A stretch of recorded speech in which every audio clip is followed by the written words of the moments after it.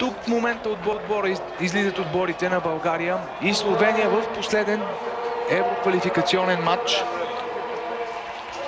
в нашата група, от която не успяхме да излезем и да се класираме за финалите в Австрия и Швейцария през 2008 година.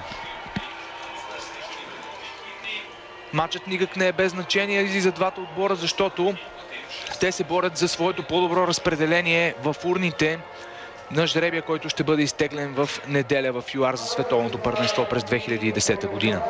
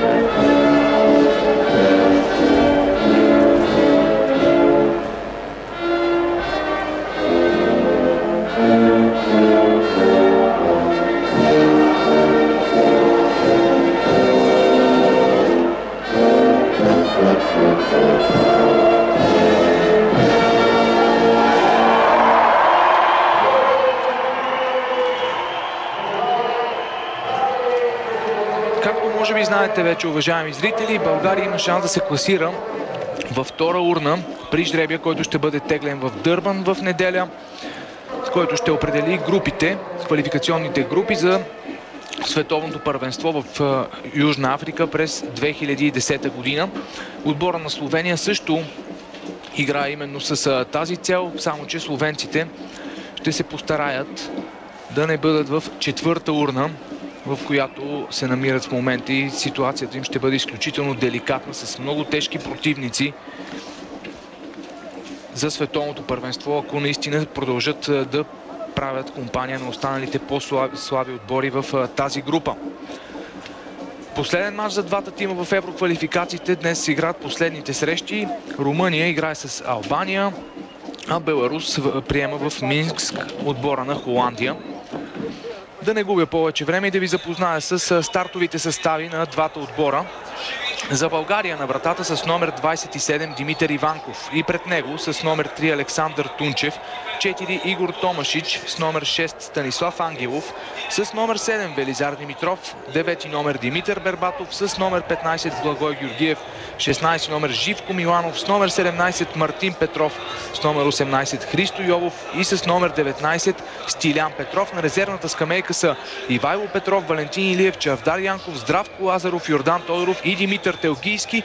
Това са всички футболисти. Може би ви прави впечатление отсъствието на Петър Занев от групата за матча.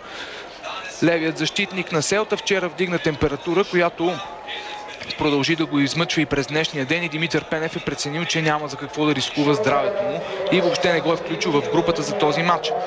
За отбора на Словения на вратата с номер 1 Самир Ханданович и пред него с номер 21 Мишо Бречко, с номер 15 Боян Йокич, с номер 16 Митя Мюрт, с номер 5 Бошчан Цесар, с номер 16 Антон Жлогър, с номер 8 Роберт Корин, с номер 10 Далибор Стефанович, с номер 19 Андраш Кирм, с номер 18 Валтер Бирсе, с номер 17 Клемен Лаурич.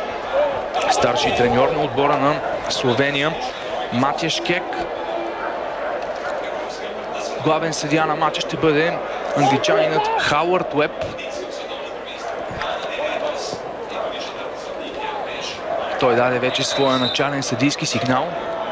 Двата отбора са напълно освободени от бремето, което представляват задължителните точки за класиране. Казах наистина, че има за какво да играят, но имаме днес всички предпоставки да наблюдаваме един красив матч с по-нападателен футбол. Прави впечатление, че Матяш Кек, селекционера на словенския национален отбор, излиза с много офанзивна тактика, с двама чисти нападатели и още двама футболисти, които ще ги подпомагат от по-задни позиции. Ще се опита да спечели този последен матч тук на свой терен. Словенския национален отбор. България само с една промяна в сравнение с матча с Румъния преди 4 дни.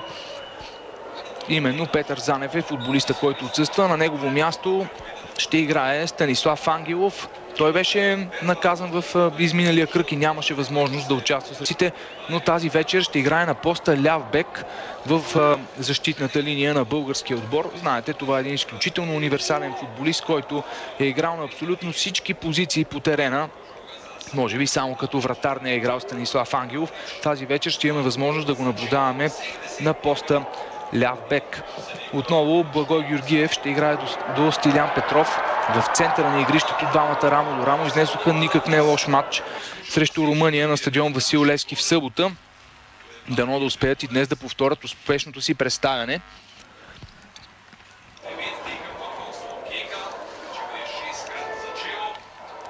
Боян Йокич сега е с топката. Левият защитник на словенски отбор се беше включил в доста по-предни позиции. Ще се опитат домакините да упражнят териториално надмощие в първите минути на срещата.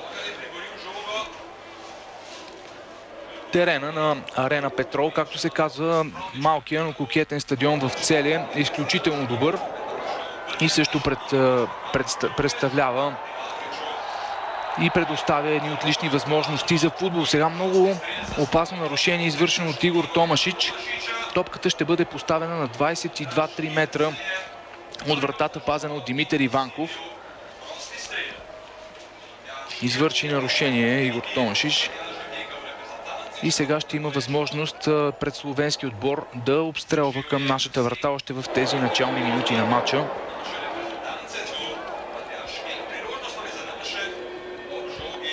Матяш Кек разполага с футболисти, които умеят да изпълняват много добре подобни преки свободни удари. Може би си спомняте, преди години голямата звезда на словенския отбор Златко Закович също умееше да бележи често от подобни ситуации. Сега да видим Далибор Стефанович като че ли ще изпълни този удар.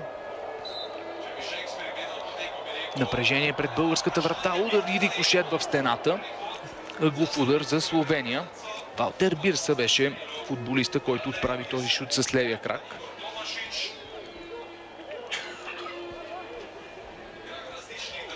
Добре, че не успя да преодолее солидната стена, която беше изградил българския отбор. Късо изпълнение на корнера. Роберт Корин е с топката. Йолов срещу него успя да му противодейства. Ангелов към Благой Георгиев. Преса от страна на словенците. Сериозни проблеми пред Живко Миланов. Беше извършено и нарушение срещу десния защитник на българския национален отбор. Хауърд Уеб показа, че футболист на Словения е използвал ръцете си при това единоборство и е задържал Живко Миланов. Сега Стилян Петров изнася. Благой Георгиев към Живко Миланов. Тунчев. Именно от подобно разиграване има нужда в момента българския отбор. След първите 3-4 минути на натиск от страна на словенския тим. Топката стига до Живко Миланов. Не беше точно подаването му, иначе искаше да намери Благой Георгиев в по-предни позиции.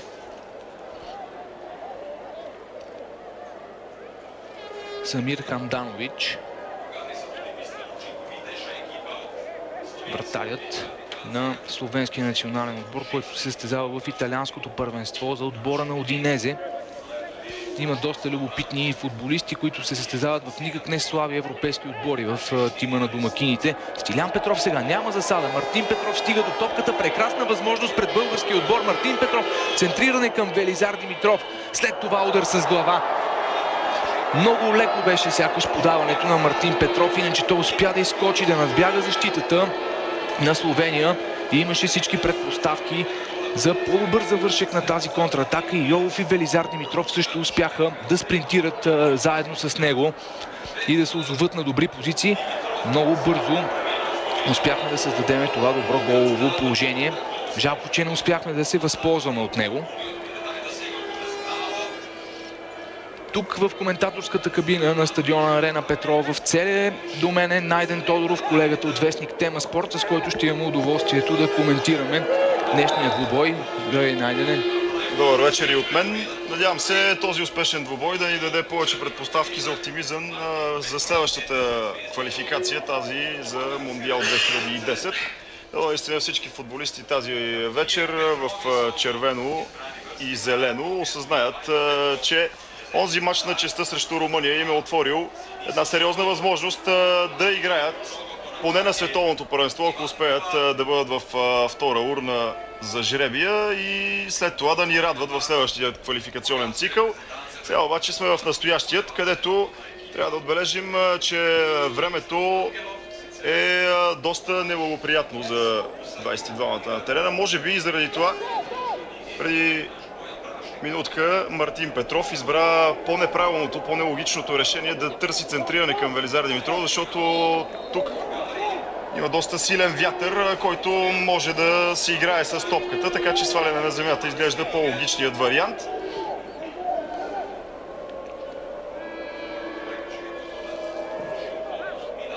Тунчев към Станислав Ангелов. Топка за Йолов. Той не успя да овладее.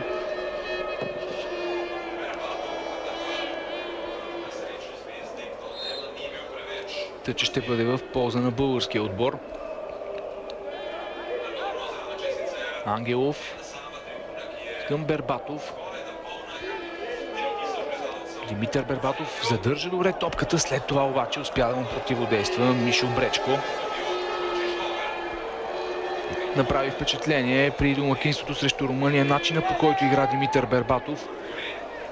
Той беше доста сериозно упрекван от това, че нямаше голови възможности. Една единствена, която пропусна, но за сметка на това, тези, които са следили по-внимателно играта му, може би са забелязали колко много черна работа свърши той, колко често се връщаше в средата на терена и помагаше на Стилян Петров и Благой Георгиев при изнасянето на топката. Изключително универсално е развил своите качества Димитър Бербатов и вече е силен в все повече аспекти от футболната игра. Нормално сега при изпълнението на тъча словенски отбор се изнесе в по-предни позиции. Въпреки това Бербатов успя да задържи топката. Велизар Димитров чудесно с едно докосване към Мартин Петров. Отново има футболисти, които влизат на скорост. Топката беше насочена към Бербатов и отново Бречко беше последна преграда преди подаването на Мартин Петров да достигне до своя адрес.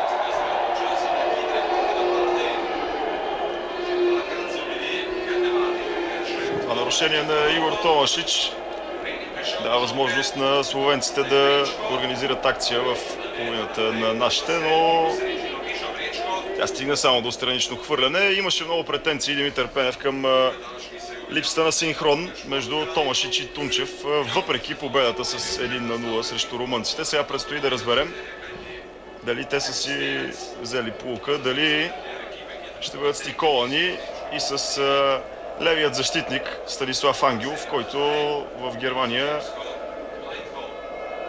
позабрави да играе на този непривичен пост, докато беше в Левски му се налагаше по-често при травми в отбрана да играе и в центъра, и като краен защитник. Сега обаче в центъра на българския отбор много добре се намести Благой Георгиев и като че ли това място запази за себе си добрата си форма. Тук добра намеса на Тунчев. За миг слага край на тази акция на словенците. Има възможност за центриране. Трима футболисти на Словения в наказателното поле. Не успя Кирм да върне към другите двама свои съотборници, Бирса и Лаврич, които само чакаха топката да достигне до тях. Можем да кажем, че този път добре, че словенците избраха да центрират, а не успоредно на гол линията подаване, защото имаха известно преимущество в определен момент. Че 11-та минута от началото на срещата. Словения, България 0-0. Стилян Петров разтегля наляво към Ангелов. Мартин Петров. Срещу него обаче трима футболисти. Все пак успя Йолов да се измъкне и тук извършва нарушение срещу него. Антон Жлогър. Веднага Хауърд Уеб близо до ситуацията и сега всъщност Благой Георгиев беше човекът, който бе повален на трева и ще да има възможност тази 12-та минута да използват голямото преимущество на нашия отбор, че в него има достатъчно играчи, които могат да материализират подобни положения. 4 футболисти са за топката: Бербатов, Благой Георгиев, Христо Йолов и Стилян Петров. 5 души участват в стената и Бербатов ще се включи.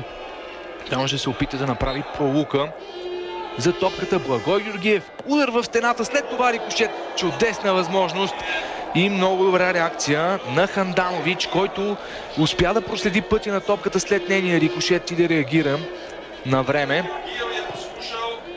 Втора добра възможност за нашия отбор от началото на срещата. Трудна беше ситуацията за вратаря на Словения. Именно там, където беше застанал Димитър Бербатов, клинен в стената между словенските футболисти. Точно там беше насочена топката от Благой Георгиев. Живко Миланов успя да отнеме. Отново върнаха притежанието на топката в свое владение домакините. Много добро включване на Андраш Кирм по лявото крило. Там Тунчев трябва да го покрие. Има обаче съдийски сигнал на тъч рефера, че топката е напуснала очертанията на терена. От това повторение видяхме отлично, че това наистина беше така. На доста високо темпо започва срещата и това може да ни радва. Остава и да вкараме някой друг гол на словенците, въпреки тяхното голямо желание да завършат сполучливо в последния си матч в евроквалификациите. Двойно взаимодействие между словенските футболисти. Стилян Петров успя да чукне топката в последния момент, точно преди Клемен Лаурич да стреля към вратата, пазена от Иванков. Отново грешка при изнасянето на топката от страна на българите. Сблъскаха се Благой Георгиев и Антон Жлогър в борбата за спорната топка.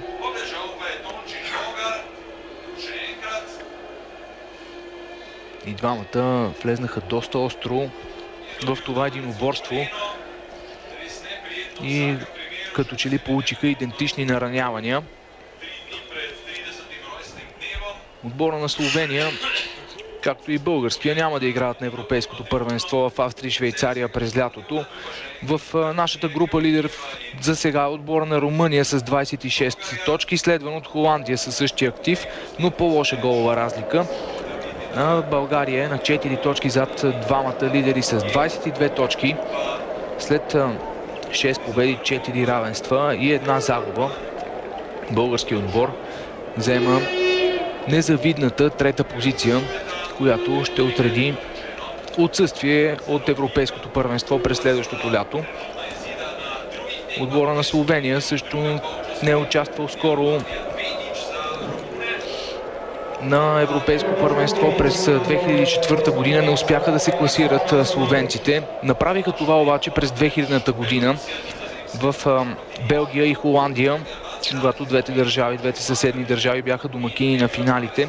Словения предизвика истински фурор с класирането си за финалната фаза на европейското първенство, след като успя да победи Украйна в бараж и намери място сред най-добрите отбори на Стария континент. На самото европейско първенство през 2000-та година отбора на Словения се представи също много достойно, като завърши наравно с отборите на тогавашна Югославия и Норвегия и загуби единствено от тима на Испания с 1-2. Иванков. Сега Станислав Ангелов към Стилян Петров. Има предпоставки за по-бърза игра в този момент. Отново Стилян Петров е с топката. Успяха да се прегрупират бързо, да се върнат в пакет полузащитниците и защитниците на словенски отбори. По този начин неутрализираха българската атака.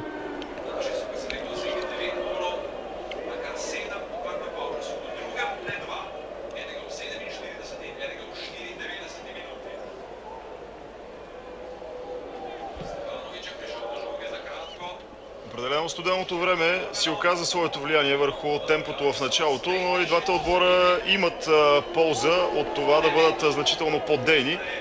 Видяхте за кратко, ето в момента Димитър Пенев, зъзнещите кадри от делегациите на Словения и България. Просто студът наистина е изключително голям, някъде около нулата е температурата тук в Целия. А вятърът допълнително затруднява задачите на двата тима. Томашич има възможност да комбинира, забави се, въпреки че Мартин Петров на няколко пъти му искаше топката. Принуди се да върне към Станислав Ангелов. Той през Тунчев за Живко Миланов. Затворен е бранителят на Левски отново към централния защитник на ЦСКА. Той през Томашич и може би щеше да има обръщане към другия фланг, но виждате до какво се стига. Не се разбраха Тунчев и Живко Миланов и тази топка бе подарена на словенците. Този матч наподобява малко срещата България-Румъния. Матчът на честта, но този път в ролята на биткаджиите за чест изглеждат словенците. Дано студът не заврази желанието на играчите на Димитър Пенев и днес. Велизар Димитров, който имаше по-добри изяви на Васил Левски срещу Румъния, сега не получи възможност за нова демонстрация на качествата си заради този фаул срещу Живко Миланов. Стилян Петров сега пък извършва нарушение. Доста започна да се понакъсва играта. Видите, с лявата ръка хвана Робърт Корен. Топката стигна до Мишо Бречко, много активен от началото на матча, футболиста на Хамбургер. Ще има доста проблеми обаче тази вечер с Мартин Петров. Вече имаше една-две ситуации, в които се оказа губещ. Йокич успява да центрира. Тунчев не действа особено концентрирано и това ще бъде ъглов удар за Словения. Наистина, много коварен е силния, може би ураганен вятър, който духа тук на стадиона в Целия. Във всеки един момент траекторията на топката може да бъде променена и това естествено не е никак приятно на футболистите. Тунчев в компанията на капитана на Словения Клемен Лаурич. Има високи футболисти в тима на домакините. Центриране към далечната града. Прекалено силно беше подаването. Топката напусна очертанията на терена. Че Антон Жлогър беше футболиста, към когото беше насочено това подаване. Може би ви направи впечатление, уважаеми зрители, отсъствието на Миливой Новакович в стартовия състав на Словения. Предполагам, че ще го видим през второто полувреме, по-късно в течението на матча. Добре известният у нас нападател. За зърнахте и селекционерът Матиаш Кек, селекционерът на Словения. Той е основната причина Новакович да не получава право на изяви в отбора на домакините, тъй като въпреки много критики от медиите тук, въпреки това, че е лидер в голмайсторската класация на втора немска Бундеслига с Кьолн, той не е сред любимците на Кек, именно заради бившият играч на Литекс и голмайстор на А-група. Кек получава най-големите критики. Зад него тегне заплаха това да бъде последният му мач, но нека проследим това центриране. Успява да се справи с ситуацията Ханданович. Българите чрез Благой Георгиев не върнаха по най-добрия начин топката. След това, преди Мартин Петров да си я нагласи, Хауърд Уеб отсъжда фаул на Стилян. Като че ли за леко побутване в гръб на Боян Йокич.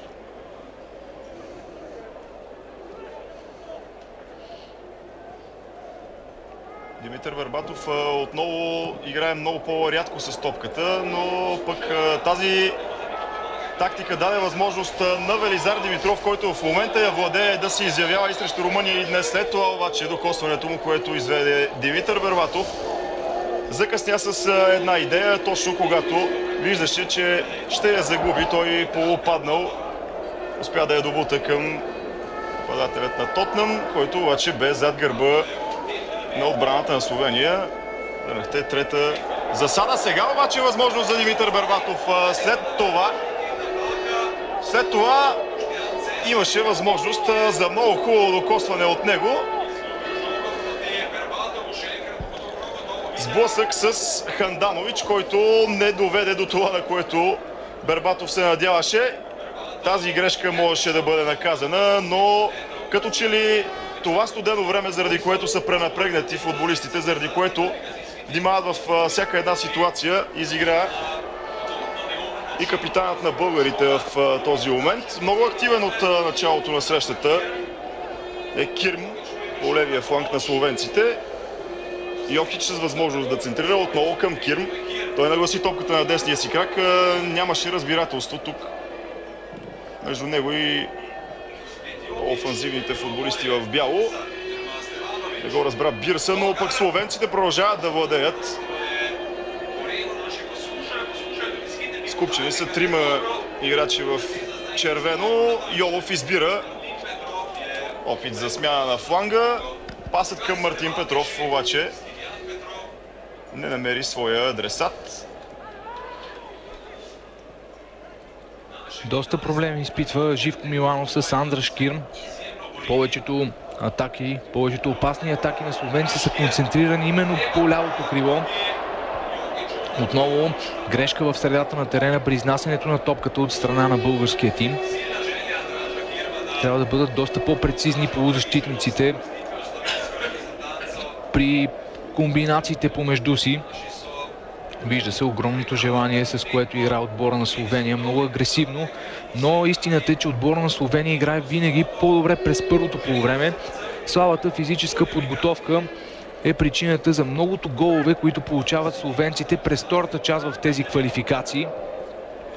Около 80% от попаденията, които са допуснали, са отбелязани именно през второто полувреме. Всичко това говори за слаба физическа подготовка на словенския тим. Ще видим дали и днес ще бъде така. Мартин Петров е с топката, връща към Станислав Ангелов. Опит за двойно подаване помежду им не се получи. Възможност за Словения. Включване по дясното крило на Антон Жлогър.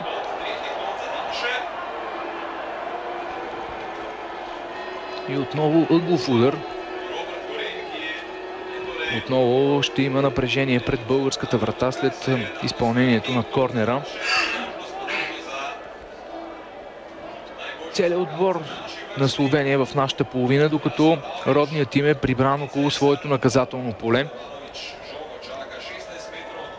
Петима футболисти на домакините са пред нашата врата. Успя Благой Георгиев отново на типичната позиция при подобни ситуации до близката града да изчисти. Сега обаче ново центриране.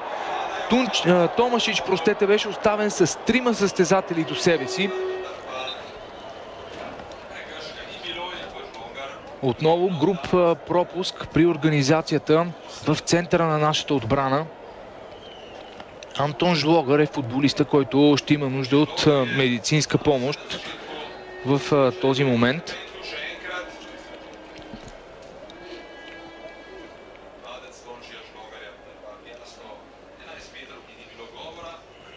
Ще бъде за малко извън игра полузащитника на домакините, докато лекарския екип на Словения му окаже необходимата подкрепа до аут линията. През това време българският отбор е с човек повече на терена.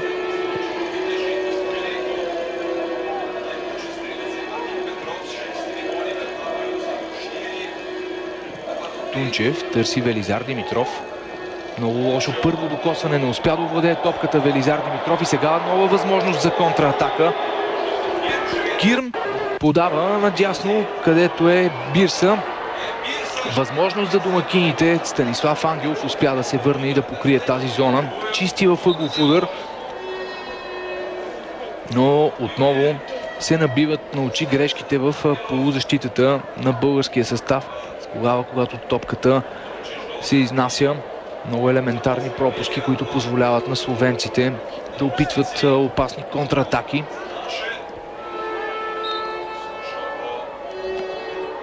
Центриране от ъглов удар. Остра топка. Иванков не успя да я лови. Сега възможност за Словения. И страхотен пропуск.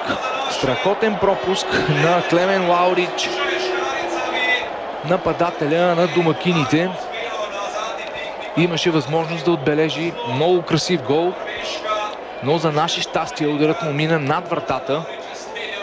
Най-опасното положение от началото на матча регистрираме в 27-та минута. След неубедителната изява на Димитър Иванков при избиването на топката след ъглов удар.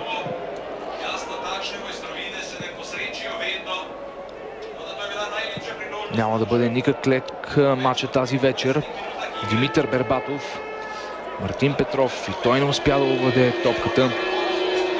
Сега агресивно играят полузащитниците в нашия отбор. Стилян Петров се озова на върха на атаката. Благой Георгиев успя да я овладее. Няма нарушение. Играта продължава. С топката е Стефанович.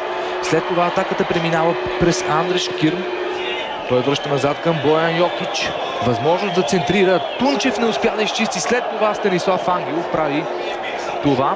А през всичкото това време Благой Георгиев лежи на терена, след като бе ударен при спорната топка преди секунди. Бе настъпан по левия глезен от Антон Жлогър.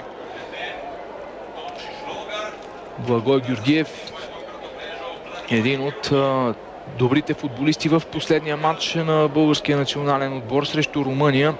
Въпреки непривичната позиция, на която играе, по принцип сме свикнали да го виждаме по крилата.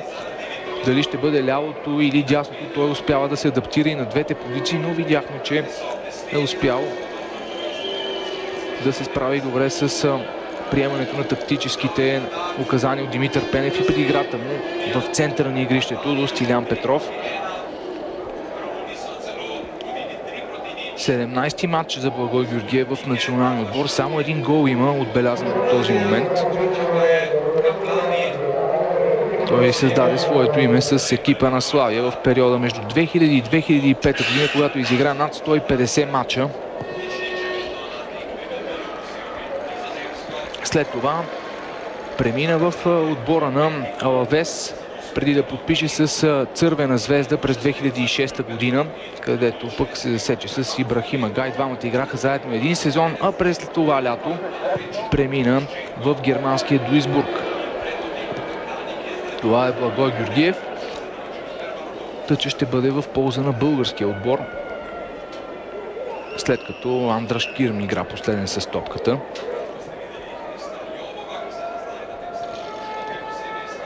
Живко Миланов пресече този пас. Велизар Димитров задържа и нарушение срещу него.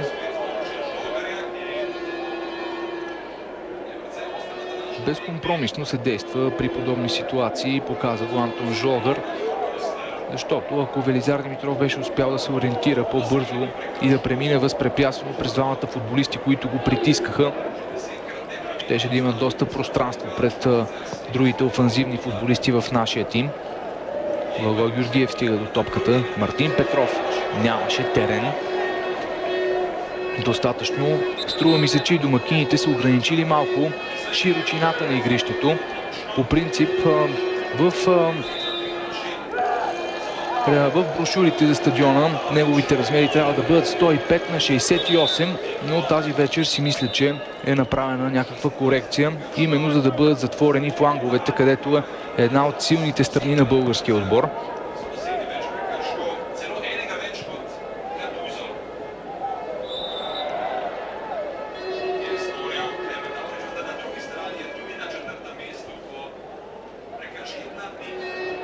Отново Боян Йокич с топката.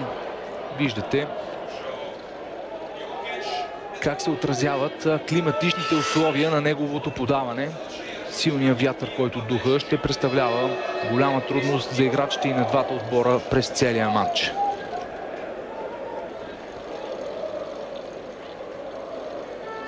Остава да се надяваме традицията, за която спомена, че словенците допускат голове през второто полувреме, когато и вятърът е на наша страна, да даде резултат, но все пак до края на първото има още 15 минути.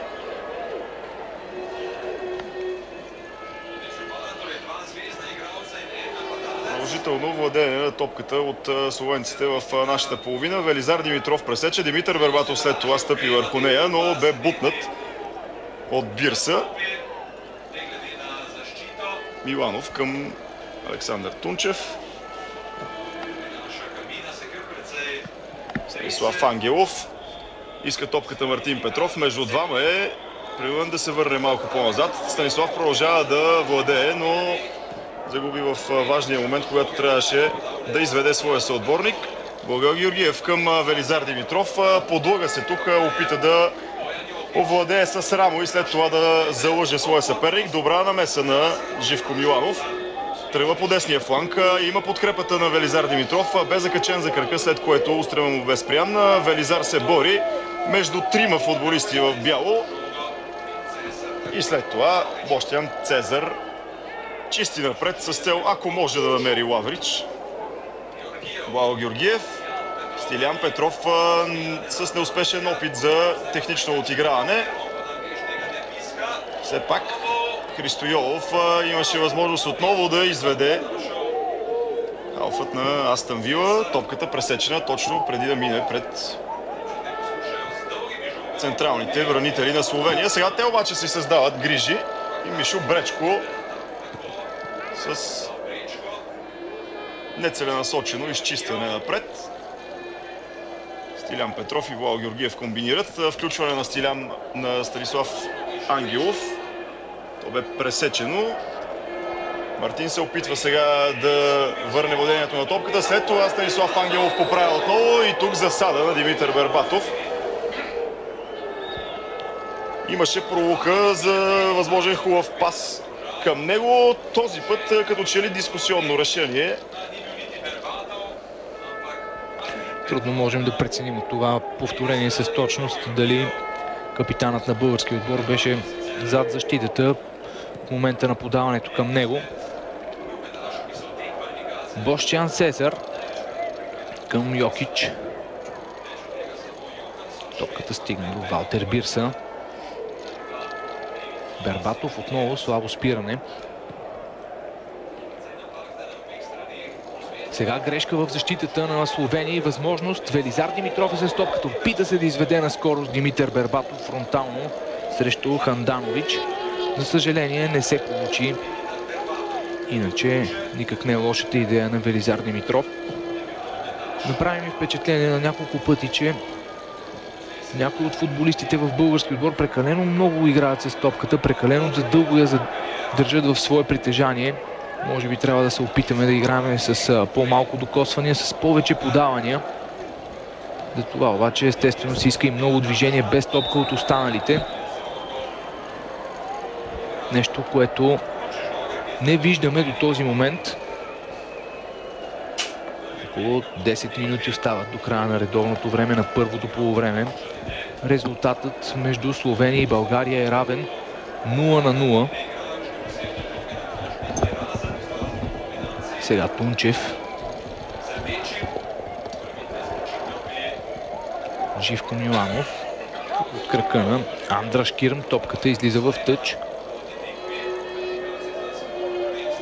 Бербатов отново беше оставен сам с трима футболисти на Словения. Много бързо, много елегантно успяха тук да разиграят топката домакините. Хубавото е, че Валтер Бирса не успя да я отиграе по най-добрия начин в последния момент. Иначе словенците ни показват нагледно на моменти как точно трябва да се действа при толкова сгъстените халфови линии на двата отбора. С едно докосване, бързи подавания по тревата.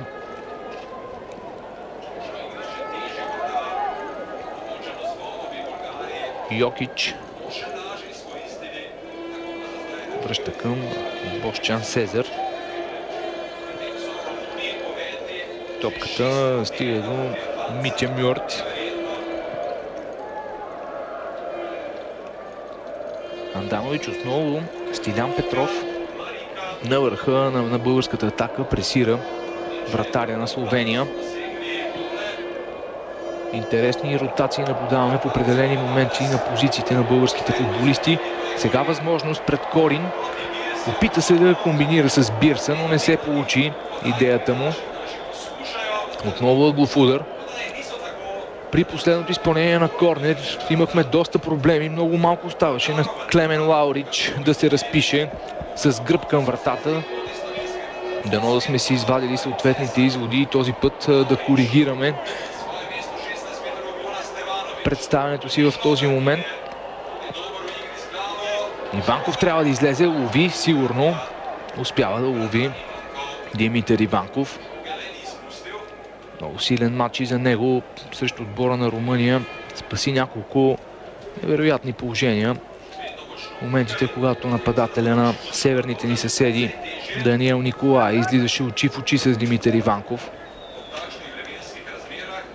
Именно това е една от най-силните характеристики на Иванков. Неговия добър рефлекс и интуицията му при подобни положения. Като слабост са именно грешките, които видяхме и тази вечер след изпълнението на ъглови удар. От на пръв поглед не толкова трудни ситуации той успява да създаде опасности за българската врата. Дано тази вечер да не видим подобни положения повече. Благой Георгиев.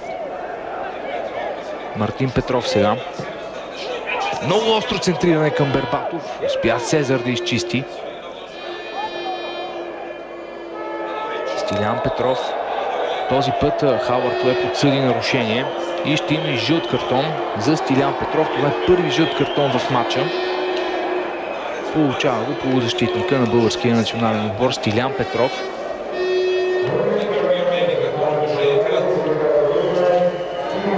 Струва ми се, че има основания. Хауърд Уеб за това официално предупреждение. Беше много опасно влизането на Стилян Петров. Като цяло англичанина в типично британски стил пуска по-свободна игра. Успява да интерпретира ситуациите, да предугади тяхното развитие и до този момент не пречи с нищо за развитието на матча. Каквото и да се каже, се видя много добре, че Стилян в последния момент си дръпна крака с цел да предпази своя съперник, така че с оглед на достатъчно коректния мач до тук можеше Хауърд Уеб и да не бърка в своя джоб. Както и да е, той реши да покаже жълт картон на един от тези футболисти, които познава най-добре, защото реферира мачовете именно в английската висша лига. Много пререкания с него имаше и Митко Бербатов през август тази година на Олд Трафорд, един стадион, за който често се свързва неговото име, когато Манчестър Юнайтед посрещаше неговия Тотнъм. Тогава Бербатов доста спореше с Уеб за отсъждане на дуспа в полза на Тотнъм. Уеб обаче го скастри и не показа така. Надяваме се, както двубоят е абсолютно коректен, така да продължи и да няма абсолютно никакво значение. Едно отсъждане на съдията, един жълт картон. Но определено българските футболисти се нуждаят от много по-голяма мотивация и малко повече желание, защото се вижда, че словенците по-дългичко от нужното заемат места в българската половина. И при нови разконцентрирани действия в защита може да се стигне до поредна неприятност за Димитър Иванков и целият български футбол, тъй като вече споделихме надеждите, че този матч може би ще има решаващо значение и за квалификациите за Мондиал 2010 в ЮАР. По-малко от 5 минути до края на първото полувреме. 0-0 е резултатът на Арена Петрол. Румъния, след като отбеляза класирането си на Евро 2008 с рок-концерт, сега продължава и с фестивал на футболистите срещу албанците, които пък спънаха нас. 6-1. Абсолютна голеада в полза на Румъния. Така играчите на Пицурка ще финишират на първо място в нашата група. Холандия за сега не успява да отбележи гол в гостуването си на Беларус. Домакините също 0-0, което ще отреди на лалетата второ място, а пък българите с трета позиция. Словенците при това развитие на двубоите ще постигнат целта си четвърто място, но за нас е много по-важно ние да постигнем нашата, а тя е единствено победа тук.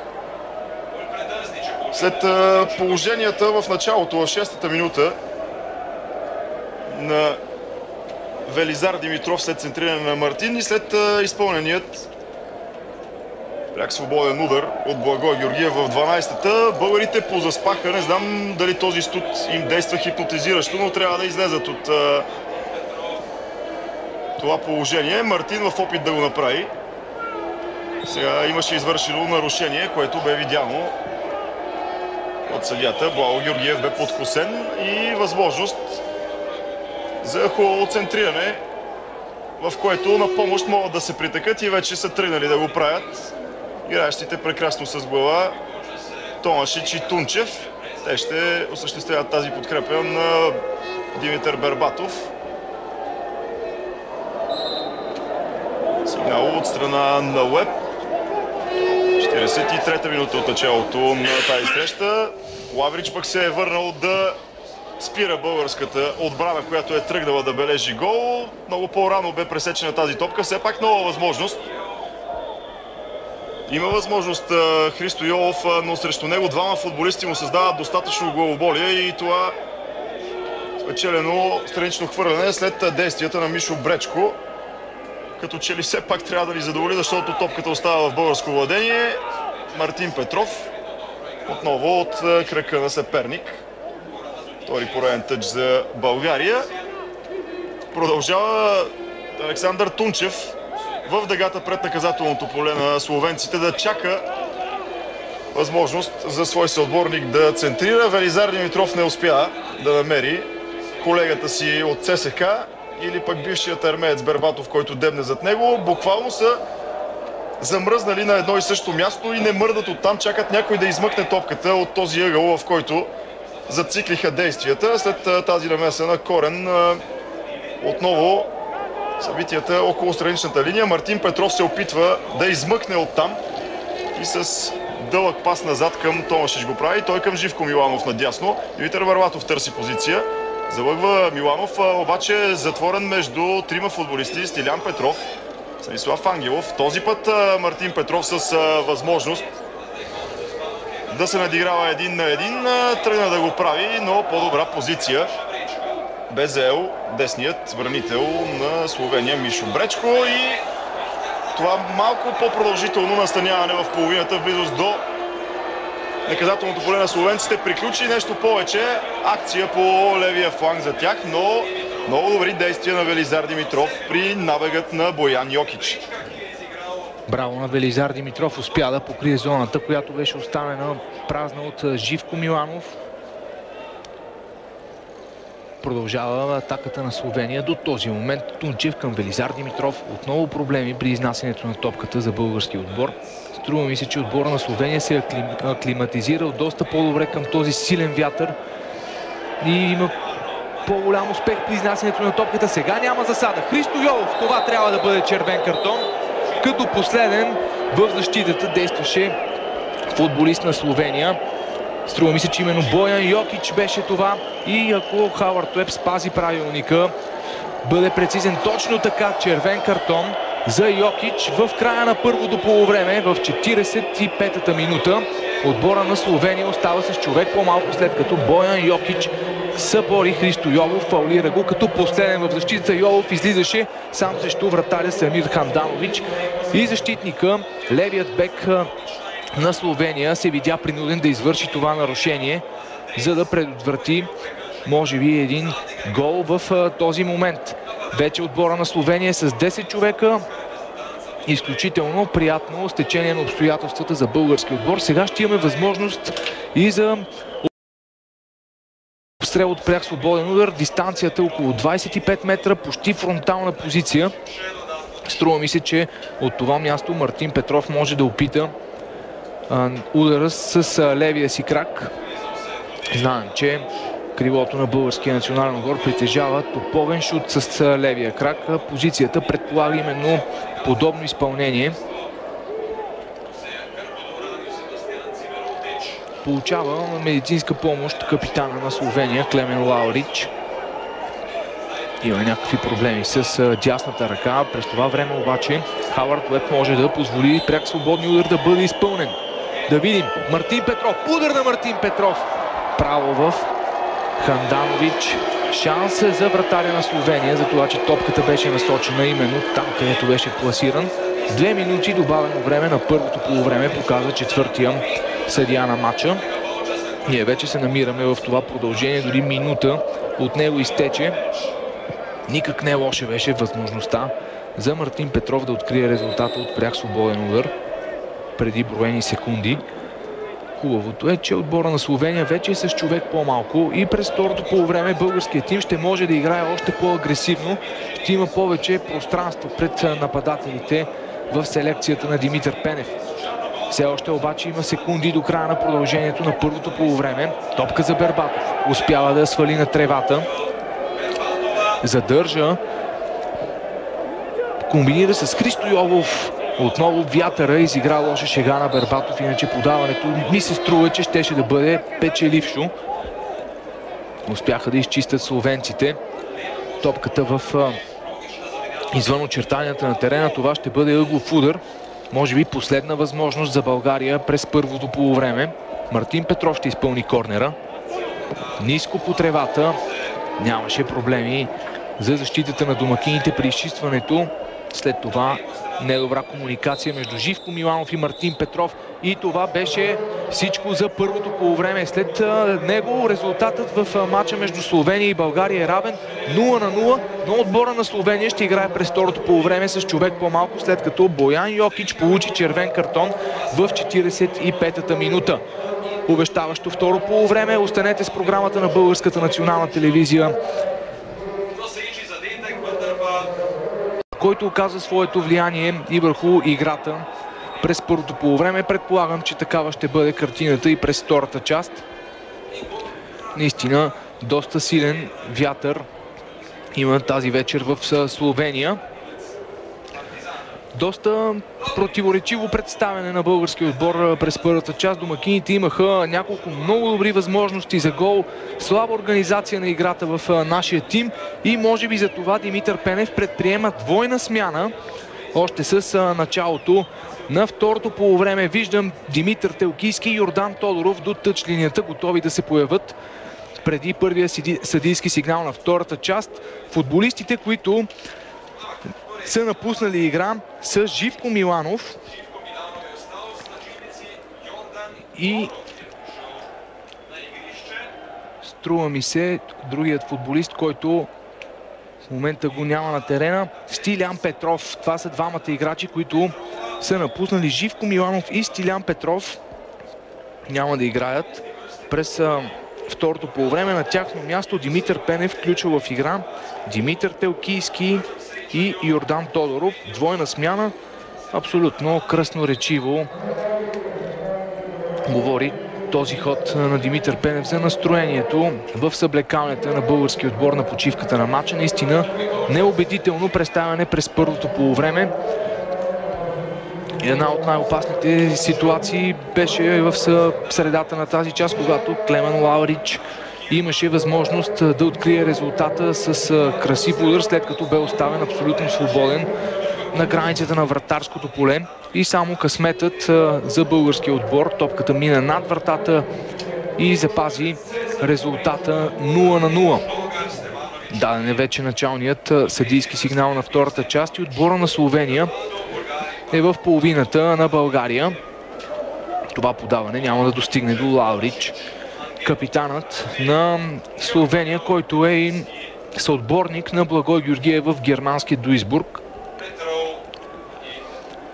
Сега именно Благой Георгиев играе с топката. Пас към Ангелов. Отново Благой Георгиев. Телкийски.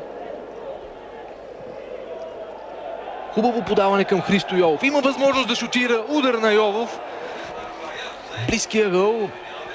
Добре беше пласиран Самир Хамданович. Пазеше своя близък ъгъл от тази позиция. Именно това е най-уязвимото място в вратата. Знае това стражът на Словения. И успя да улови шута на Йолов. Добро начало на второто полувреме за нашия състав. Отново постепенна атака. Станислав Ангелов малко не достигна на това подаване, за да се озове топката в краката на Телкийски. Сега Мартин Петров. Благой Георгиев. Пас към Велизар Димитров. Отново Йолов иска подаване. Успя да противодейства Андраш Кирм. Велизар Димитров. Прекалено слабо беше подаването му към Димитър Бербатов. Сега Стефанович. 3-4 български футболисти срещу него. Беше принуден полузащитника да върне назад. Топката стига до Валтер Бирса. Сега Мартин Петров. Успокоява, връщайки към Игор Томашич. Ще се опитат в тези начални минути на второто полувреме българските футболисти да напипат пукнатината, която несъмнено ще се отвори в отбора на Словения. Казах ви вече за това, че отбора на Словения не се слави с много добра физическа подготовка и обикновено издъхва през второто полувреме.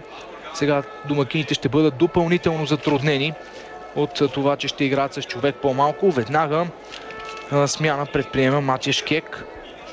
Играта ще напусне Валтер Бирса. Една от най-големите млади надежди на словенския футбол. Напуска игра на негово място с номер 20. Бранко Илич. Бранко Илич, той е защитник, може да играе и като десен бек, и като централен бранител. Състезава се в испанския Бетис.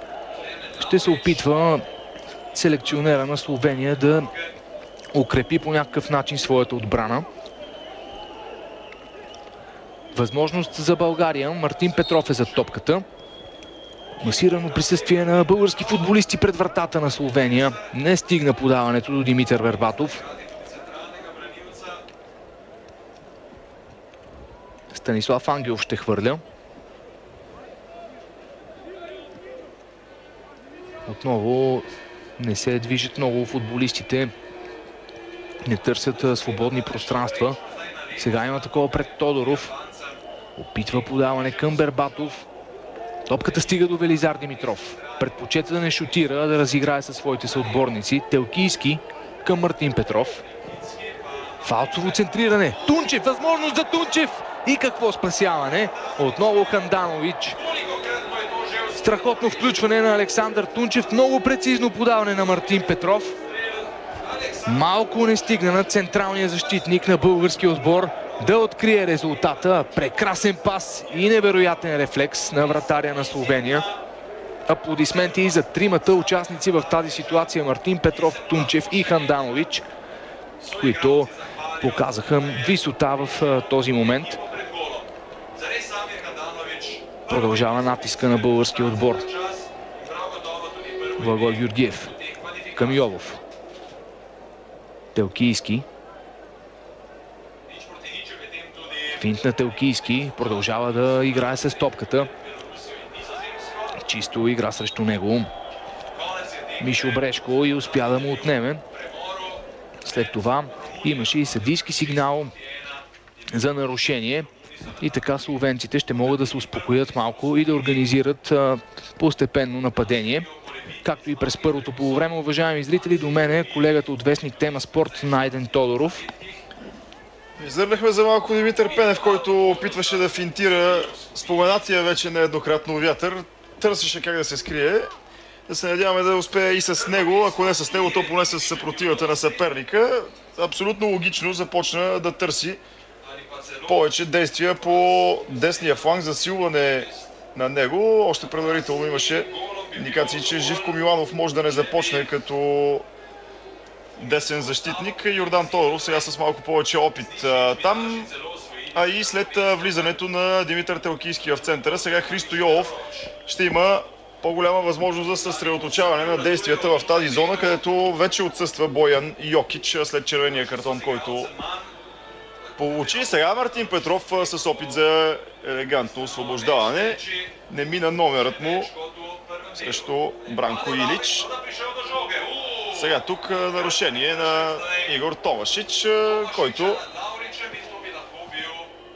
ще бъде предупреден от Хауърд Уеб, че при нова такава ситуация ще бъде декориран. Виждате шпагатът, който определено бе за топката, но капитанът на словенците падна като покосен и даде предпоставки на английският рефер да смъмри Игор Томашич. Българите успяха да измъкнат тази топка, но пасът към Бербатов не намери своя адресат. Сега Роберт Корен, Станислав Ангелов. Важна намеса. Мартин Петров към Велизар Димитров. Сега тук има извършено нарушение, което бе маркирано от помощник реферът. И сега той дава указания на Хауърд Уеб. Имаше удар от страна на резервата Бранко Илич срещу Мартин Петров и той веднага ще бъде наказан. Абсолютен синхрон между съдиите. Майкъл Маларки, който бе много близо до тази ситуация, веднага сигнализира Хауърд Уеб. И въпреки че топката бе във владение на българите, играта бе спряна, за това официално предупреждение за резервата на словенците. Сега отново отдясно, там се появява и Велизар Димитров. Има възможност за центриране към Димитър Бербатов. Дали ще изпревари защитата на словенците? Йолов не успя при повторно създалата се ситуация да върне владението на топката за българите. Тук нарушение преди тя да влезе в мрежата на Словения. Вратарят Ханданович иска обяснение от главният съдия защо не показва картон за спирането. Играта и последвалото отиграване и пращане на топката в неговата мрежа. Яхте успя да си изпроси нарушение. Словенецът след това съприкосновение с Йордан Тодоров. Мигновено реагира Матиаш Кек на натиска в началните минути на второто полувреме. Извади и нападател, пусна защитник. Ясно е, че словенците ще приемат играта и ще се надяват, ако се отвори някоя възможност пред тях, да се възползват от нея. Най-важното в този момент за отбора на Словения вече ще бъде да не получи гол. Напротив, промените, които извърши Димитър Пенев, дават поне до този момент благотворно влияние върху играта на българския отбор. Иначе позициите, на които се включиха влезлите футболисти Телкийски и Тодоров, не променят с абсолютно нищо схемата на отбора и през второто полувреме. Още една смяна ще извърши селекционера на Словения. Виждам Андрей Комац, 27-годишният футболист на Дюргарден, да се готви да влезе в игра. През това време неговите съотборници атакуват. Имаше възможност пред Андраш Кирнш, Йордан Тодоров и Тунчев успяха да блокират неговия пробив, да затворят пространството и да не му позволят да навлезе по-навътре в наказателното поле. Топката е изчистена в тъч. Може би в този момент ще бъде извършена и смяната в словенския състав. Точно така. Футболистът, който напуска, играе Далибор Стефанович, полузащитника на Реал Сосиедад, напуска терена, а на негово място до края на матча ще наблюдаваме Андрей Комац.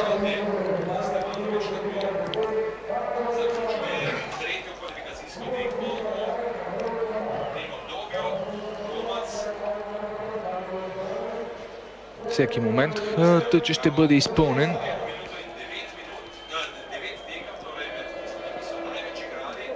Топката стигне до капитана на Словения, Клемен Лаурич.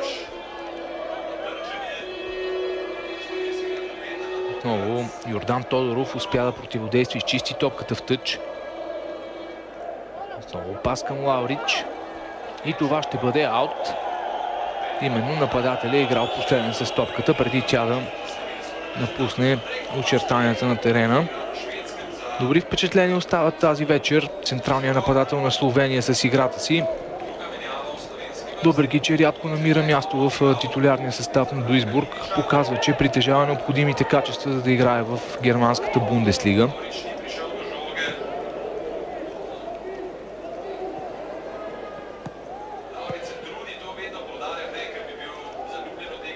Следния матч с българите той страдаше от травма, която можеше да го извади от игра. Именно това беше шансът на Миливоя Новакович да се появи. Сега обаче съсредоточаваме вниманието си към Димитър Бербатов, който тормозеше трима словенци и в крайна сметка Митя Мьорц изчисти. Докато Телкийски владее и е принуден да върне назад, виждам, че именно Новакович е най-активно загряващият словенец и може би според плановете на Матия Шкек може той да се окаже третата му смяна. Сега Станислав Ангелов отляво. Добро заставане на Бранко Илич и топката напусна очертанията на терена в аут. Втората смяна на словенците, Андрей Комац, също можеше да се докосне до българската група, защото по времето, когато Литекс привличаше Новакович, имаше сериозен интерес и към него. След си обаче, след Новакович, повече акостира Родич.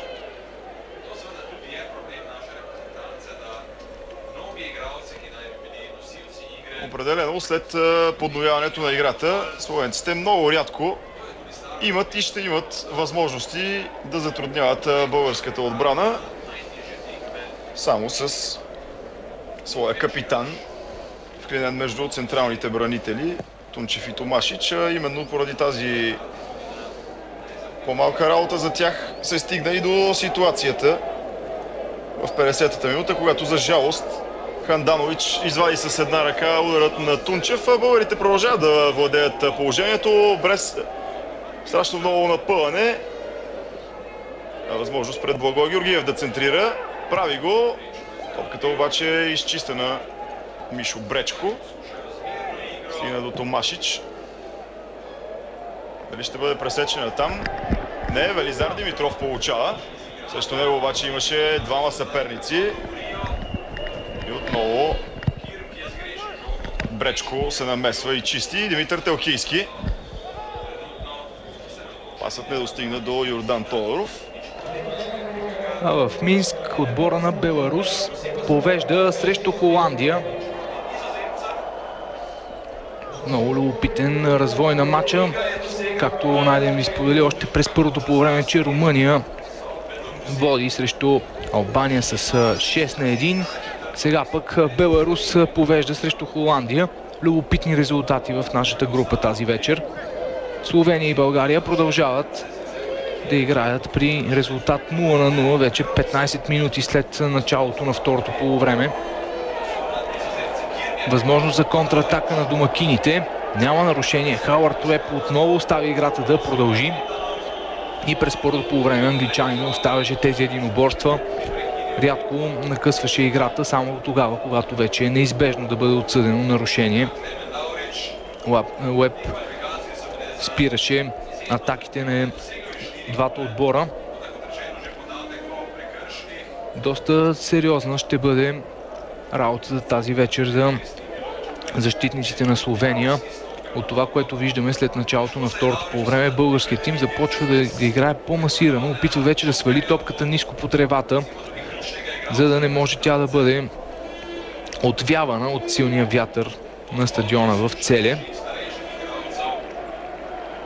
Явно моментално разбра за този резултат и Матиаш Кек, с който Беларус към момента изпреварва Словения за тази четвърта позиция, за която толкова говориха нашите домакини, че ще се борят. И именно за това веднага привика Миливоje Новакович. Явно ще търси и тренерът на словенците победа над българите тук. Ние пък само трябва да съжаляваме, че късметът започна да изостава Холандия тогава, когато нас вече не ни интересува въобще, иначе до сега абсолютно винаги ги покриваше.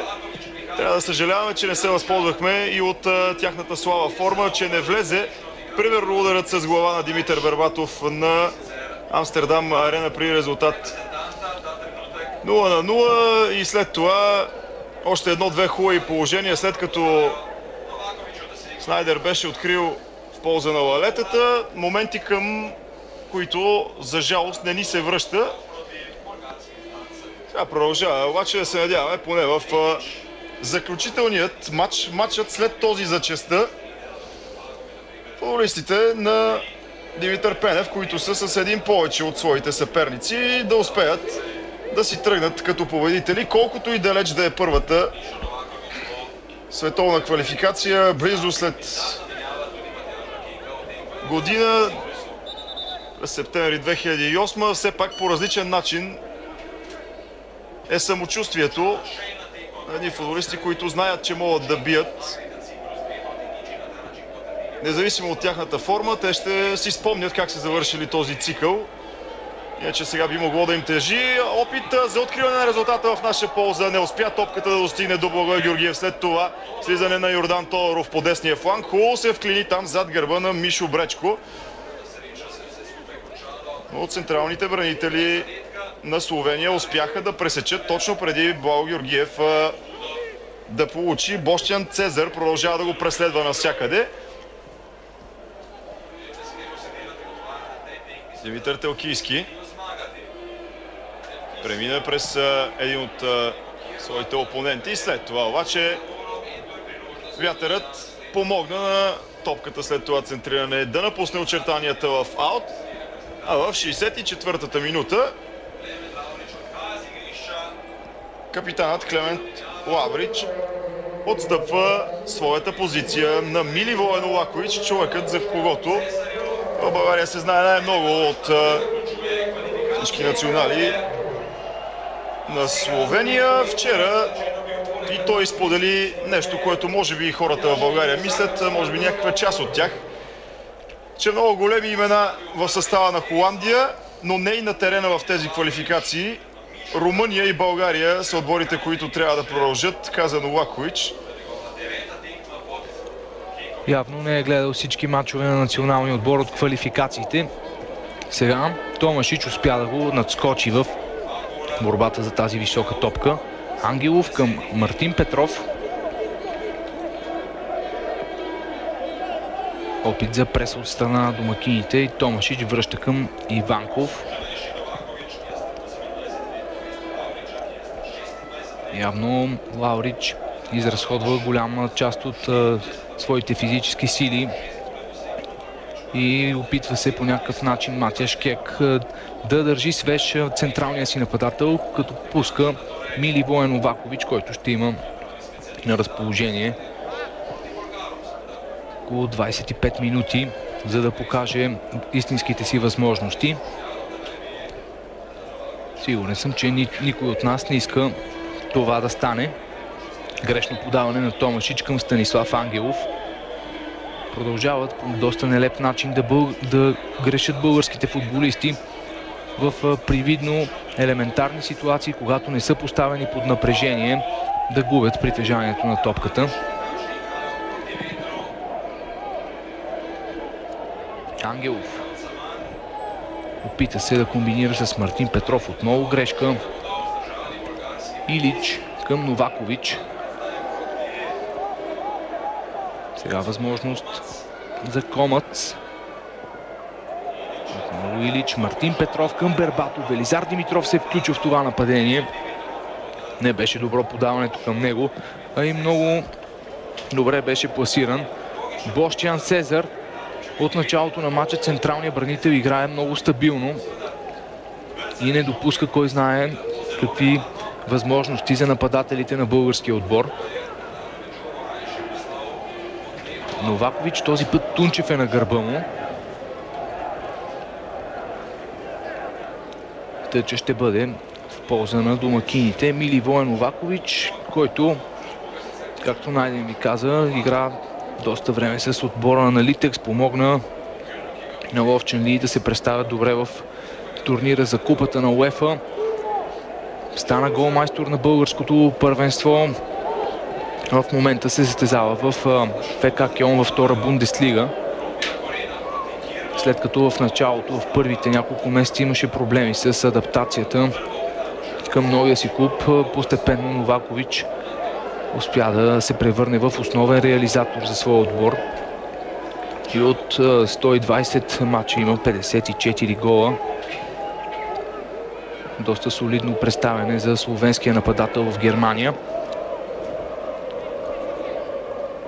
Велизар Димитров, беше извършено нарушение срещу него, което бе маркирано веднага от Хауърд Уеб. Възможност от това статично положение за някаква опасност пред вратата на Словения. Мартин Петров отново е за топката, а Бощян Цезар и Бербатов отново рамо до рамо. Мартин Петров, силно центриране, възможност там. Благой Георгиев и Тунчев бяха близо до това да закачат топката. Малко не достигна, особено на Александър Тунчев. Много хубаво подаване на Мартин Петров, което намери слабо място в постройката на словенската отбрана. Сега корнер. Христо Йолов е за топката. Центриране на Йолов към далечната града. Грешка там на вратаря на Словения. Сериозна грешка на Ханданович. Това е първият му пропуск от началото на матча. Доста сериозни проблеми имат с климатичните условия и двамата вратари. Тези центрирания са много коварни. Просто няма как да отгаднат точно в кой момент някой порив ще промени траекторията на топката. Ново нарушение. Велизар Димитров, който размени позициите си с Христо Йолов. Сега Велизар беше по дясното крило. Тодоров към Телкийски. Между другото, Беларус повежда на Холандия с 2-0. Ето как започва да съжаляваме все повече и повече, но холандците вече могат да си мислят за Евро 2008, отдали са се на почивка, не ги интересуват мачове на честа, за каквито говорим ние в България, и падат в Минск вече с 2-0. Именно за това са и тези действия на Кек. Както ви казах, при това стечение на обстоятелствата, само победа на словенците запазва тяхното четвърто място в класирането. Всеки друг развой дава предимство вземането на тази позиция на Беларус. Българите настанени в половината на своите домакини, но резултат до момента няма. Малко повече от половин час до последният съдийски сигнал на Хауърд Уеб. Словения-България 0-0.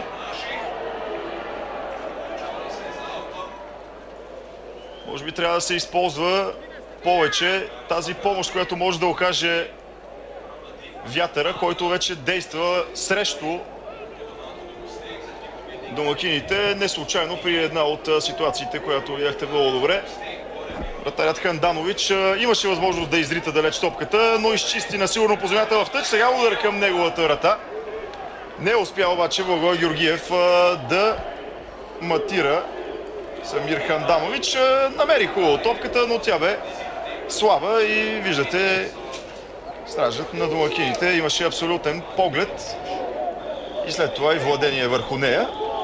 Лукийски към Томашич, той наляво, където е Христо Йолов. Той е преминал от тази страна, пък Мартин Петров вече по десния фланг ще опита той да пробие през отслабената зона на съперника. Сега Телкийски обаче с този пас спря абсолютно всичко, на което се надяваха и Мартин, а и самият резервен състезател. Тази топка... Поредната непредизвикана грешка при изнасянето на топката от български футболисти.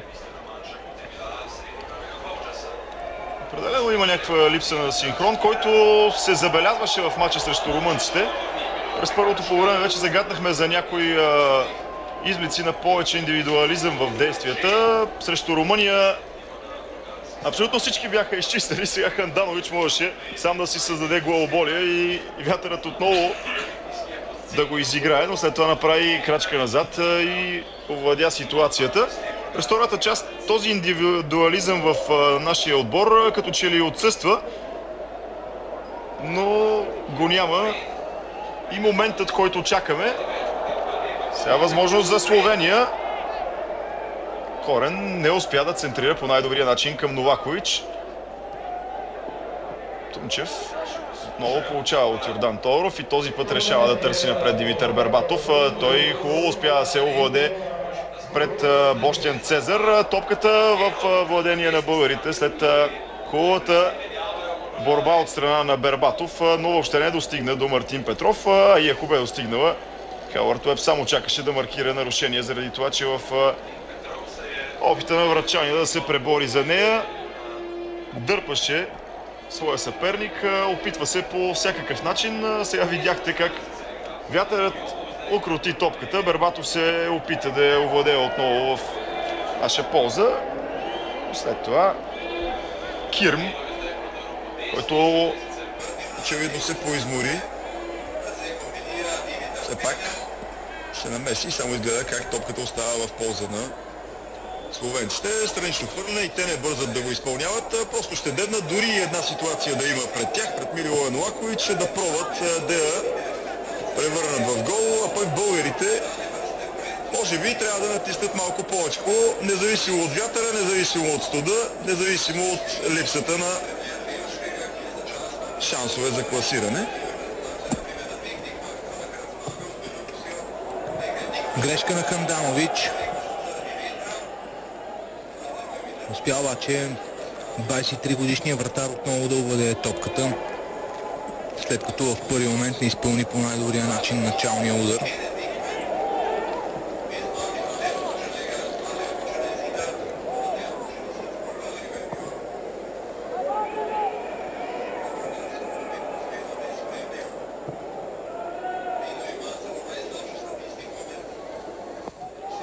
Ангелов засада на Христо Йолов. Беше в положение на засада крилото на българския отбор. Отново опит с дълго подаване да бъде изведен футболист в предни позиции.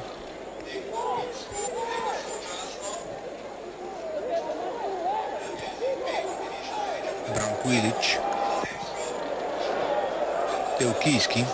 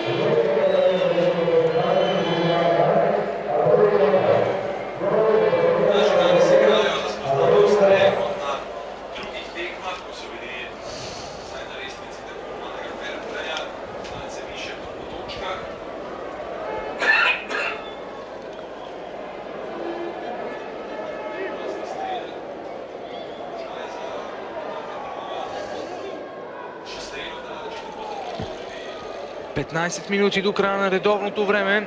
Възможност за България. Пряк свободен удар. Топката ще бъде поставена някъде на около 28, може би 30 метра от вратата на Словения. Мартин Петров е футболиста, който ще шутира. Удар на Мартин Петров.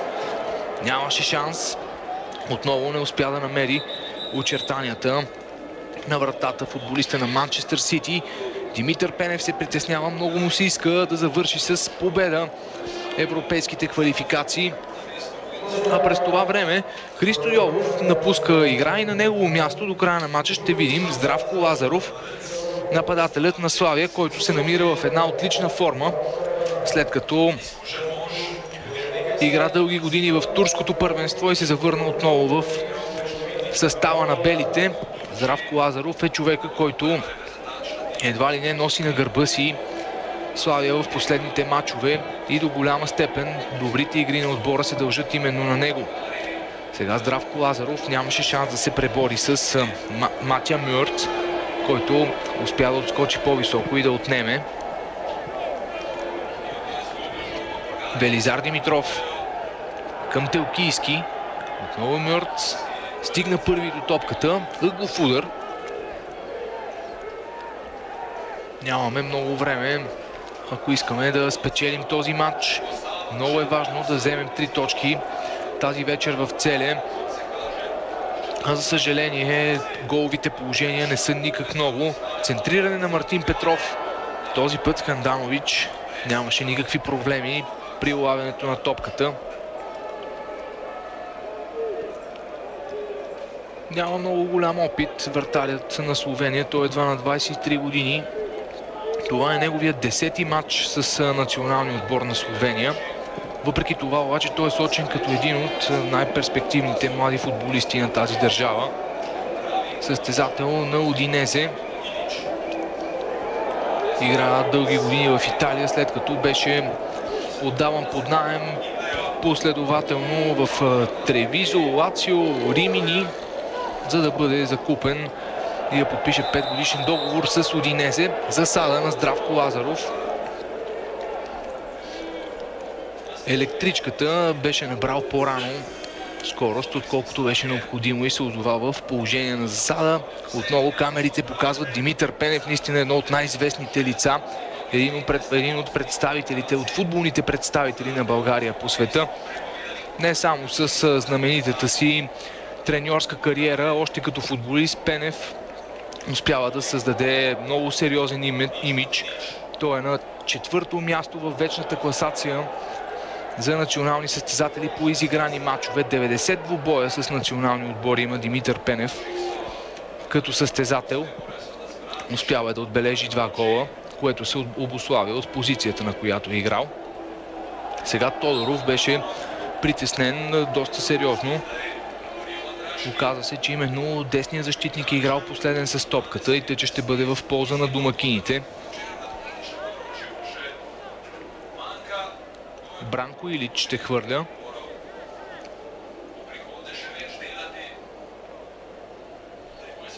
Търсят свободни пространства по офанзивните футболисти. Към Новакович беше насочена топката.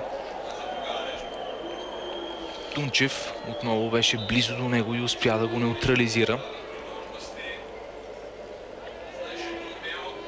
В много трудна ситуация е поставен отбора на Словения с човек по-малко да се опитва да победи. Но фактът, че говорим по този начин, показва и украсява представянето на нашия отбор тази вечер. Имаме наистина териториално предимство, особено след почивката, но головите положения са кът. Станислав Ангелов. Отново грешка. Илич. Опита се да изведе Новакович. Томашич много добре пласиран. Връща към Иванков. Засуети се Иванков. Това позволи на нападателите на Словения да притесняват защитниците. Сега Иванков шутира. Има вдигнат флаг. В положение на засада е бил Здравко Лазаров. Бързо беше подновена играта.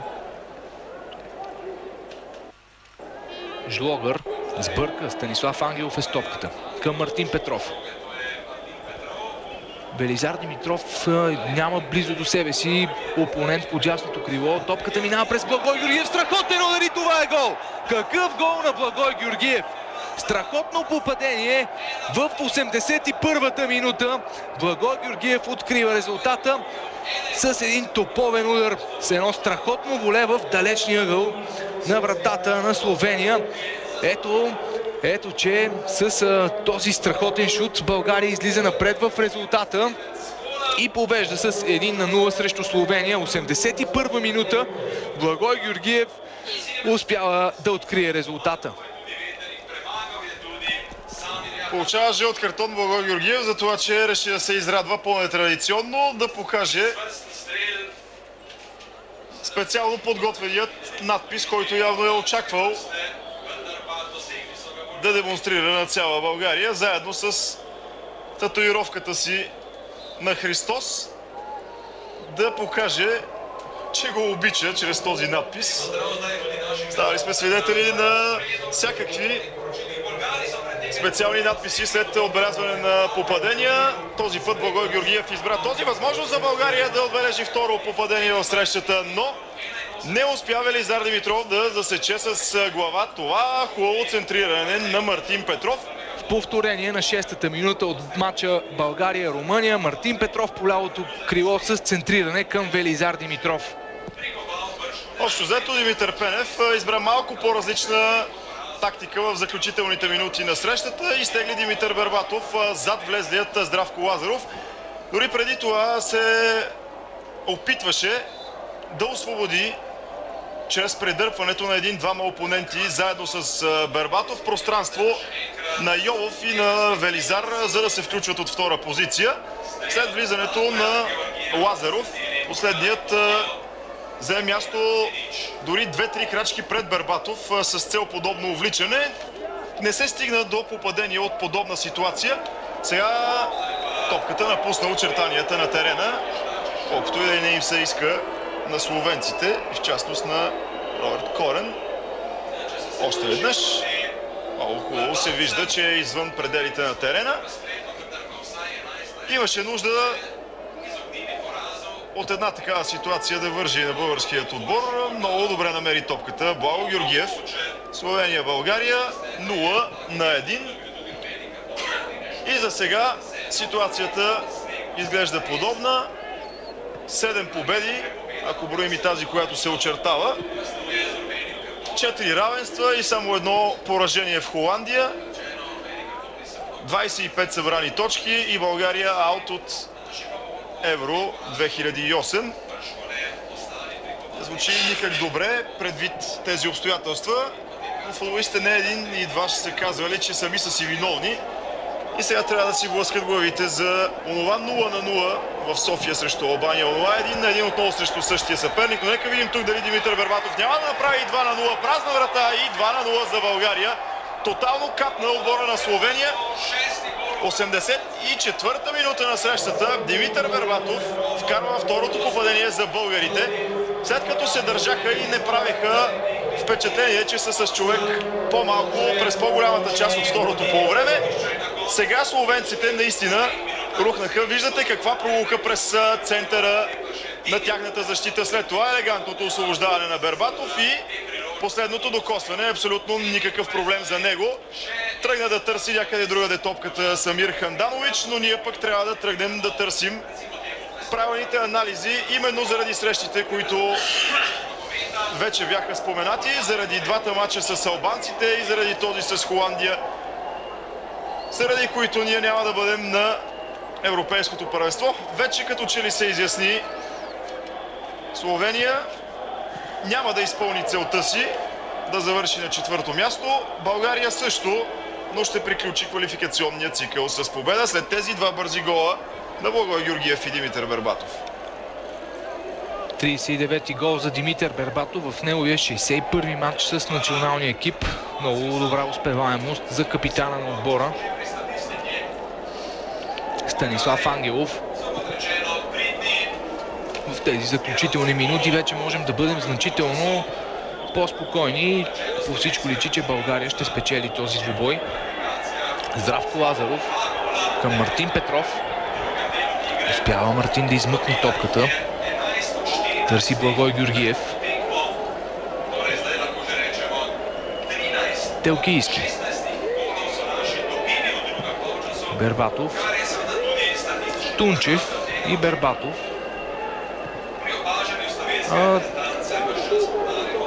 Коментара на словенския коментатор, в който сме в една кабина, ме подсеща за това, което ви казах през първото полувреме, че именно след почивката се очаква словенския тим да изпитва сериозни затруднения в играта си. Така и стана. Наистина червения картон на Боян Йокич в 45-та минута спомогна много за това превъзходство на българския тим. Радва се Димитър Пенев. Има защо успя да се представи що годе добре като селекционер на националния отбор в много трудната ситуация, в която бе поставен да води отбора в евроквалификациите. За съжаление не успя да направи, струва ми се, изключително трудното да класира отбора за европейското първенство.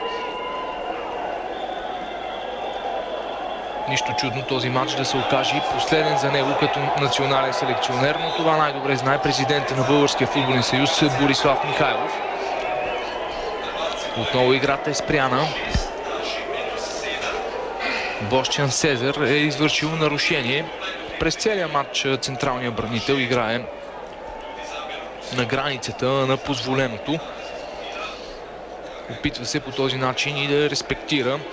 Освен това, предполагам, че той се познава добре с главния съдия Хауърд Уеб, защото играе в отбора на Уест Бромич.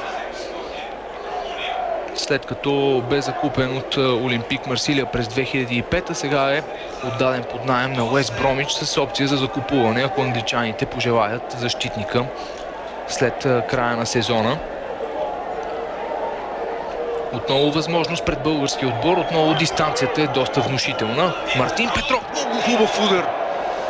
Много близо до лявата греда на вратата на Словения. Нямаше добра видимост Ханданович.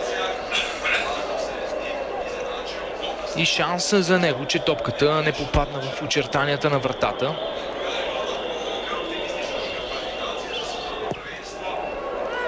Сега остава да се надяваме нашия отбор наистина да попадне в втора урна на жребия за световните квалификации, който ще бъде теглен в неделя в ЮАР в Дърбан и ще бъде предаван пряко по Българската национална телевизия. Защото едно поставяне на България във втора урна е много голямо предимство. Ще избегнем изключително сериозни съперници в групата си.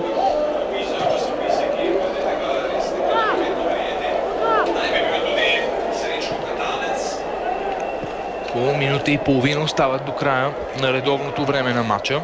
България води срещу Словения с 2-0 след головете на Благой Георгиев и Димитър Бербатов през второто полувреме.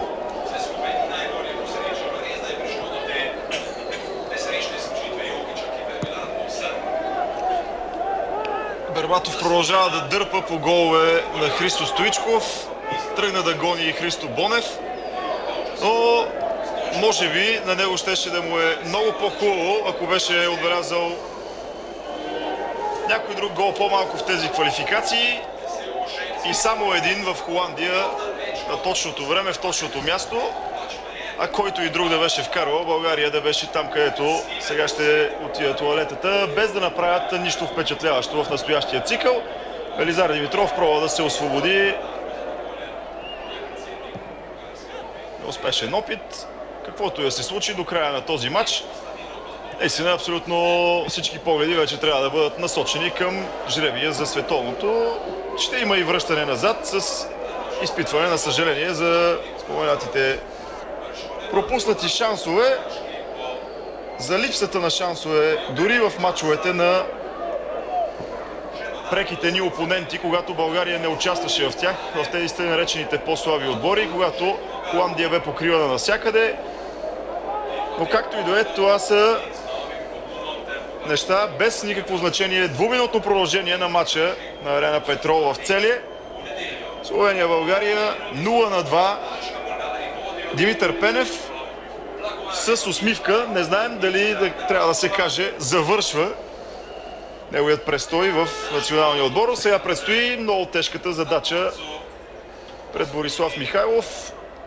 Едно от често споменаваните имена, именно на словенец, за когото се говори, че точно президентът на Словенската федерация помага на Боби Михайлов да го навие да поеме отбора. Сречко Катанец. Това обаче са теми на бъдещето. Този матч слага край на европейските квалификации по пътя към Австрия и Швейцария 2008. Българите бяха близо с матча си тук в Словения, но останаха близо, не на точното място и с постигнатите резултати.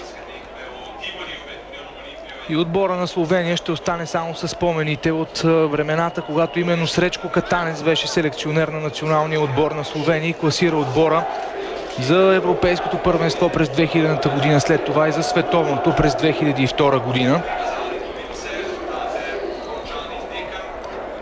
Заключителни секунди на двубоя. Може би ще се опитат домакините да направят някоя друга атака, с която да зарадват малцината зрители на Арена Петрол в Целия. Има бъдеще пред словенския отбор. Доста млади футболисти има в състава, играчи на по 21-22 години, които тепърва ще се развиват, играят в нелоши западноевропейски клубове. И в бъдеще много тимове ще берат ядове срещу отбора на Словения. Ъглов удар, топката беше центрирана и уловена след това от Димитър Иванков. Сега Бербатов играе. Това обаче беше последния съдийски сигнал на Хауърд Уеб. България завършва с победа европейските квалификации в Целия. Българския национален отбор победи Словения с 2-0 след головете през второто полувреме на Благой Георгиев и Димитър Бербатов. По този начин българският национален отбор записва нови 3 точки. Вече има 25, но за съжаление остава на точка зад Холандия. Уважаеми зрители, с това нашият коментар от Арена Петрол приключва. За вас тази вечер коментираха Найден Тодоров и Никола Ибришимов.